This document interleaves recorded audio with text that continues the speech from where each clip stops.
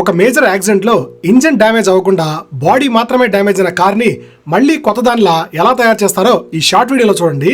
ఇలాంటి వీడియోస్ మనకి చాలా రేర్గా దొరుకుతుంటాయి. So don't skip the video till the end.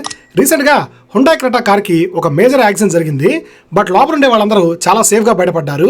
ఈ కార్ ఇంజిన్ డ్యామేజ్ అవ్వలేదు కాబట్టి దీన్ని రీబిల్డ్ చేసే అవకాశం ఉంటుంది. ఏ బాడీ పార్ట్స్ డ్యామేజ్ అయ్యాయో వాటన్నిటిని ఇలా కొత్త పార్ట్స్తో రీప్లేస్ చేస్తారు. ఒక్కటి క్లియర్గా గుర్తుపెట్టుకోండి, యాక్సిడెంట్ జరిగిన కార్ని మళ్ళీ రీబిల్డ్ చేస్తే కంపెనీ నుండి వచ్చే ఫ్యాక్టరీ ఫిట్టింగ్ మాత్రం అస్సలు రాదు. అండ్ కొన్ని పార్ట్స్ ని డ్యామేజ్ జరిగిన వరకే కట్ చేసి రీప్లేస్ చేస్తారు. రీప్లేస్ చేశాక వెల్డింగ్ చేసి కంప్లీట్ గా లాక్ చేస్తారు. తర్వాత ఈ పార్ట్స్ అన్నిటికీ మాన్యువల్ గానే పెయింటింగ్ చేసి కస్టమర్ కి హ్యాండ్ ఓవర్ చేస్తారు.